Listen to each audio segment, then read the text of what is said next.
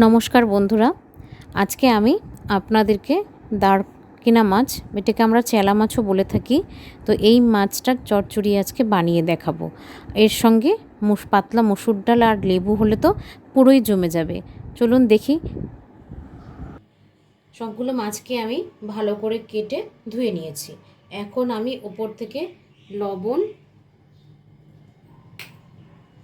হলুদ গুঁড়ো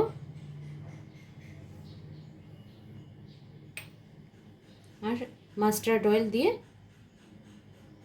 ভালো করে মেখে 15 থেকে 20 মিনিটের জন্য রেখে দেব।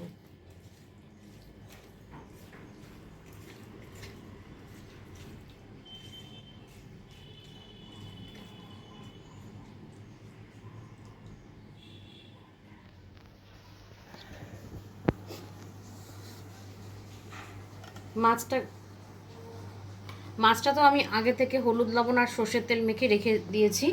এখন আমি এখানে বাটিতে প্রথমে এখানে আমি আলুটাকে কুচি কুচি করে রেখেছি, বেগুনটাও একদম কুচি করে কেটে রেখেছি, টমেটোটাও সেম। তো এই সবগুলো আমি একসাথে এখানে নিয়ে নিচ্ছি।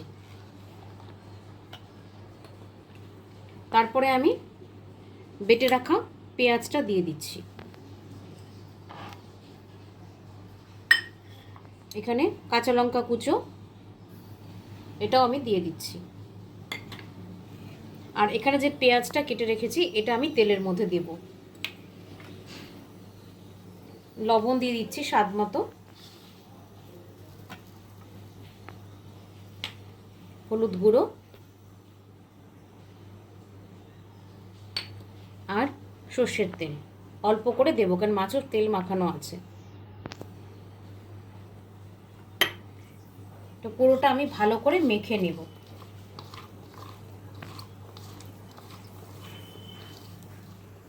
আমি সব সবজিগুলোকে ভালো করে মেখে 15 থেকে 20 মিনিট এভাবে ঢেকে রেখে দেব।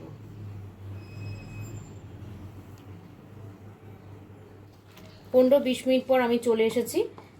এখান থেকে একটু একটু করে জল বেরিয়েছে। এখন আমি এখানে মেখে রাখা মাছগুলো দিয়ে দিচ্ছি।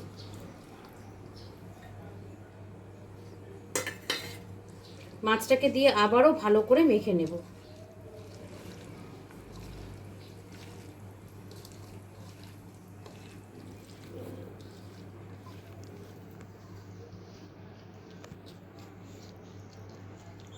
এখন আমি 10 মিনিট এটাকে ভালো করে মেখে ঢেকে রেখে দিচ্ছি। আমি কড়াইটা বসিয়ে রেখেছি। এখন আমি এখানে তেল দিয়ে দিচ্ছি। এই মাছটা করতে একটু তেল বেশি লাগে। সর্ষের তেল দিয়ে দিচ্ছি।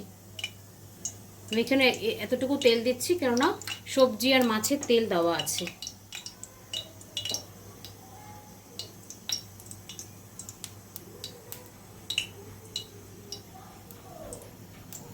গরম হয়ে গেছে। এখন আমি এখানে একটু কালো জিরে দিয়ে দিচ্ছি তেলে। তারপরে আমি এখান থেকে কুচনো পেঁয়াজটা দিয়ে দিচ্ছি। পেঁয়াজটা দেওয়ার সময় একটু গ্যাসটা সিম করে নেবেন, না হলে তেলটা বেশি গরম হলে পেঁয়াজটা একবারে পুড়ে যাবে।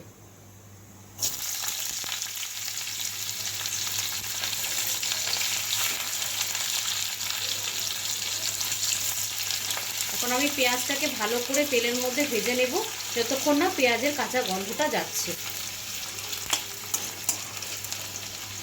এখন আমি গ্যাসটাকে একটু বাড়িয়ে দিচ্ছি।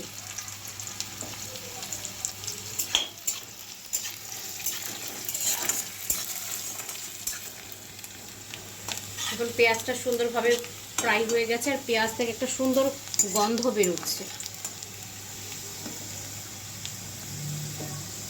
আমি আবারও সিম করে নিলাম, নিয়ে এখন মেখে রাখা মাছটা সম্পূর্ণটা আমি এখানে দেখুন মাছ থেকে জল বেরিয়েছে। এই জলটাতেই পুরো মাছটা সেদ্ধ হয়ে যাবে।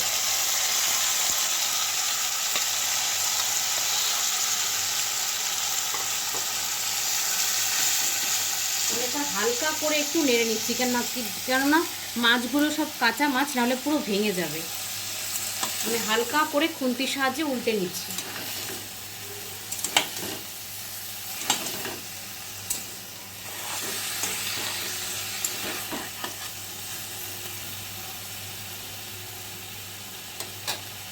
এখন আমি গ্যাসটাকে অল্প একটু বাড়িয়ে দেব, দিয়ে ঢেকে রাখবো।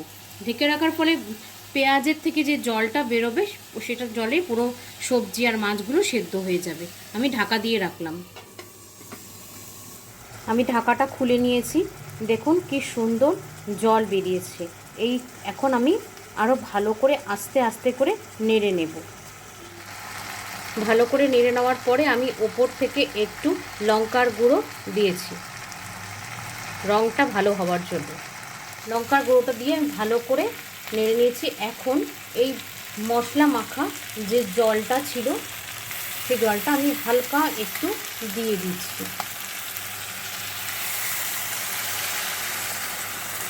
একটু হালকা দিয়ে ঢেকে রাখছি। ঢাকাটা খুলে নিচ্ছি।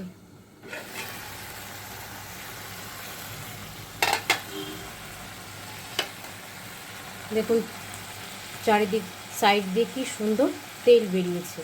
এখন আমি হালকা করে নাড়বো, নাহলে পুরো মাছগুলো ভেঙে যাবে। আর এখন আমি পুরো গ্যাসটার সিমটা পুরো হাই করে রাখবো। যদি না রাখি তাহলে কী হবে, মাছগুলো ভেঙে ভেঙে যাবে। আমি হালকা করে নাড়ছি। দেখুন পুরো হালকা করে একবার নেড়ে নিচ্ছি।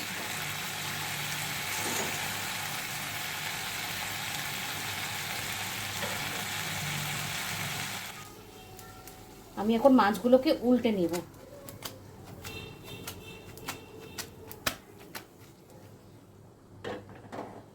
আবার কিছুক্ষণ হওয়ার পরে আবারও একবার উল্টে নেব।